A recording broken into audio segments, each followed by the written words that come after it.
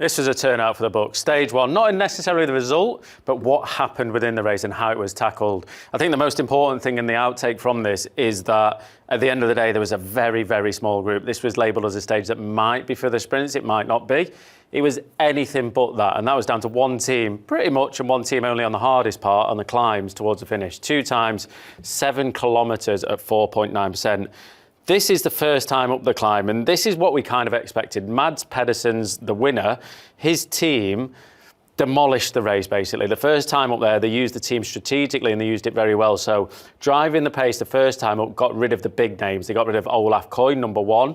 And then the second time up, which I'll show you, they got rid of Caden Groves as well. That just showed the pace they were setting. Already from these shots, we can see how stressed the GC men are. But look, right towards the front is Lidl-Trek. They had Mosca on the front. They had Dan Hula a little bit earlier. He sat a bit further back now. But they just opened the race up and put the pressure on. And I think this was a sign of things to come coming into the next lap. We knew that Mads Pedersen would be good, but we expected a similar pace the next time just to get rid of the bigger sprinters in the race, to make sure they weren't there. For Mads, the less amount of sprinters, the less amount of stress for any sprinter, not just Mads, the better it's going to be. The second time up the climb, boy, oh boy, they went quick up here. We had Mosca still on the front, so he was able to recover on the descent, take his time on the flat when they were just cruising into the next climb. But just look at the way that Mads Pedersen's sitting.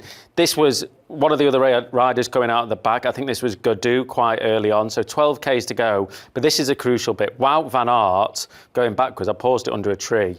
But Wout van Aert starting to go backwards. This was on a flatter section of the climb, and this is when the doubt started to come in through Wout. How is his form? How is he going? We knew he was in good shape, but not that top Wout van Aert form that we've seen in him for, I'm going to say about 18 months now, maybe a little bit more. Aronsman, another rider, GC rider more importantly, that suffered, lost time, I think, over 1.5 minutes in the end, and that just shows the speed, more than anything, that Lidl-Trek that we were doing. Ciccone was one of the riders that started to ride. He's on the front now, the second time over the top, and he demolished it. As you can see, over the top, Wout van Aert from that shot just towards the back. But this was like a GC group over the top of the climb. Not many riders got back. If we move that onto the finish, this is it in slow motion. And there's not a lot to dictate, not a lot to analyse about, and not a lot to go through. We've got Mads Pedersen sat second wheel here. This is with around 250 metres to go. Mads just looking to start his sprint. We know he likes a long spring, and we know it likes it early. But Wout van Aert just sat right on his wheel, but he ends up fighting with Alula there. And that does hamper, I'm going to say, Wout starting his sprint just a little bit. If we start this replay here, see, Mads goes right to the right-hand side of the road, so the only way past is on the left.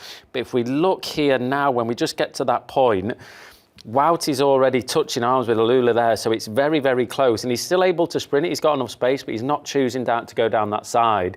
He's looking for the space there. So at the minute he's squashed in, I don't think he's been hampered too much right now, but I think when you start the sprint again, when he starts to really go and he gets that room, he comes to the left-hand side of the wheel, and this was only about, I'm going to say 90, 80 metres to go, 100 metres to go there, where Wout really starts to push to come past. But for me, it was just a little bit too late. I think if he had that little bit better run at the wheel, he would have taken Mads closer to the line. But Mads Pedersen at the minute, he's on the form of his life. He's had the best classics campaign of his life. He's come into the Giro, got his first ever leaders jersey.